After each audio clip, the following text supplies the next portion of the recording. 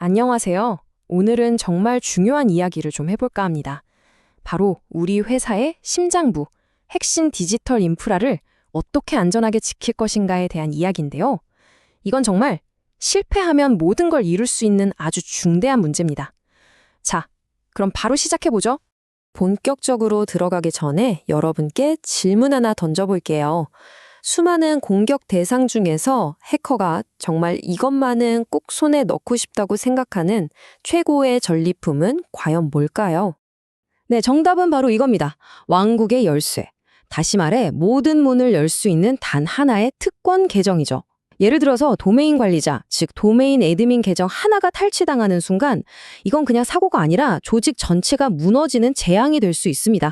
바로 이 지점이 모든 문제의 시작입니다. 이런 강력한 특권 계정은 공격자들의 최우선 목표가 될 수밖에 없고요. 그래서 조직 전체의 단일 장애점이 되어버리죠. 하나가 무너지면 와르르, 도미노처럼 모든 게 다 무너지는 겁니다. 우리의 목표는 바로 이 도미노가 시작되지 않도록 막는 것입니다. 자, 그럼 이걸 어떻게 막을 수 있을까요? 여기에 아주 효과적인 해결책이 있습니다. 바로 액티브 디렉토리, 줄여서 AD의 계층형 액세스 모델인데요. 저는 이걸 우리 조직을 위한 디지털 요새 설계도라고 부르고 싶어요. 이 설계도의 가장 핵심부터 살펴볼까요? 티어쉐로는 요새 가장 깊숙한 곳, 바로 내부 성체입니다. 왕국의 모든 보물이 보관된 곳이죠. 도메인 컨트롤러나 도메인 관리자 계정 같은 절대 뚫려서는 안 될 자산들이 여기에 있습니다. 여기가 무너지면 그냥 게임 끝입니다. 그 다음은 티어 1입니다. 여기는 왕국을 실제로 돌아가게 만드는 중요한 인프라가 모여있는 경비막사라고 할 수 있어요. 중요한 비즈니스 데이터가 담긴 SQL 서버나 핵심 업무 앱들이 여기에 있죠. 물론 아주 중요하지만 왕이 입는 내부 성체와는 철저히 분리되어야 합니다. 마지막으로 티어 2는 번화한 외곽 마을입니다. 바로 우리 모두가 매일 사용하는 노트북이나 데스크톱 같은 일반 사용자 기기들이죠. 가장 넓고 외부에 가장 많이 노출되어 있기 때문에 사실 대부분의 공격은 바로 이곳에서부터 시작됩니다. 자, 그럼 이 요새 구조를 만들었다고 끝일까요? 아닙니다. 이 요새가 정말 견고하게 유지되려면 반드시 지켜야 할 두 가지 불변의 법칙, 이른바 황금률이 있습니다. 첫째, 하향 노출 금지, 쉽게 말해 내부 성체의 왕, 티어 0 계정이 외곽마을 티어 2 PC에 내려와서 자기 신분증을 함부로 쓰면 절대 안 된다는 겁니다. 둘째, 클린 소스 원칙. 시스템의 보안은 그 시스템을 관리하는 장치의 보안 수준을 절대 넘어설 수 없다는 뜻이죠. 이 두 가지는 타협의 여지가 없는 절대적인 규칙입니다.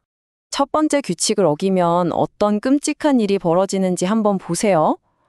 티어 0 관리자가 잠깐만 편하게 하자고 보안이 낮은 티어 2 PC에 로그인을 하는 순간 그 강력한 계정 정보가 PC의 LSS라는 메모리 공간에 잠시 남게 됩니다.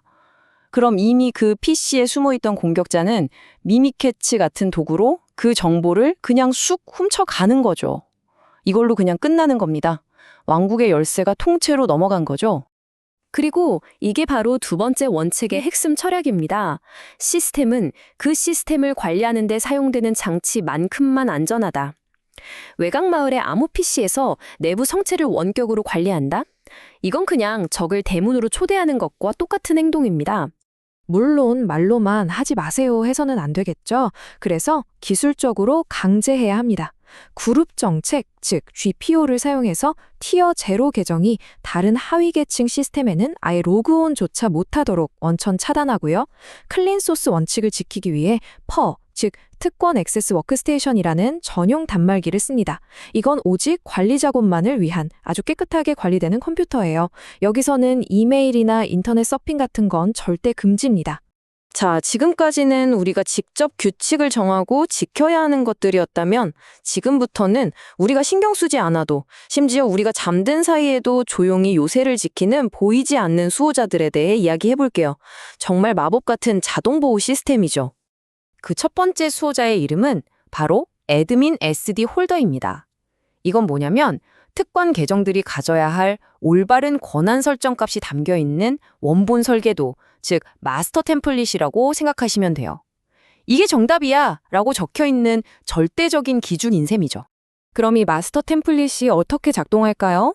바로 SD-PROB라는 아주 부지런한 프로세스가 그 역할을 합니다. 작동 방식은 간단한 3단계예요. 먼저 보호해야 할 중요한 계정들을 쫙 찾아냅니다. 그리고 그 계정들의 현재 권한을 원본 템플릿과 비교해요. 만약에 누군가 몰래 권한을 바꾸는 등 뭔가 다르다?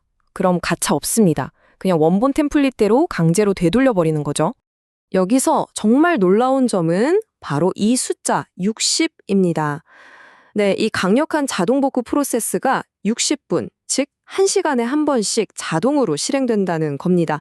그러니까 우리 요새가 매 시간 스스로 순찰을 돌면서 혹시나 망가진 방어벽이 없는지 점검하고 알아서 수리까지 하는 그런 자가 치유 능력을 갖게 되는 거죠.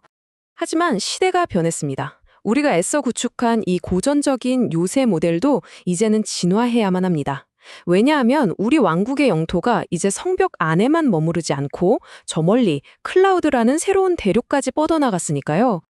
이 표가 그 변화를 아주 잘 보여주는데요. 예전에는 네트워크를 나누는 게 경계였지만 지금은 사용자나 기기의 정체성 자체가 새로운 경계가 됐습니다. 제어 센터도 마찬가지예요. 예전엔 내부의 도메인 컨트롤러가 핵심이었지만 지금은 클라우드와 내부 시스템을 모두 아우르는 통합 제어 혁명이 필요해졌죠. 관리 방식도 딱딱한 GPU에서 벗어나 아무도 믿지 않는다는 제로 트러스트 원칙과 상황에 따라 접근을 허용하는 조건부 액세스로 훨씬 똑똑해졌고요. 마지막으로 우리가 지켜야 할 고가치 자산의 범위도 특정 데이터베이스 파일에서 벗어나 이제는 데이터와 워크로드 전체로 확장됐습니다.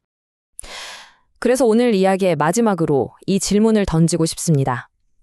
지금 여러분의 조직을 지키고 있는 그 소중한 디지털 요새, 혹시 어제의 위협에 맞춰진 낡은 설계도로 지어져 있지는 않으신가요? 지금이 바로 우리의 방어 체계를 다시 한번 점검해 볼 때입니다.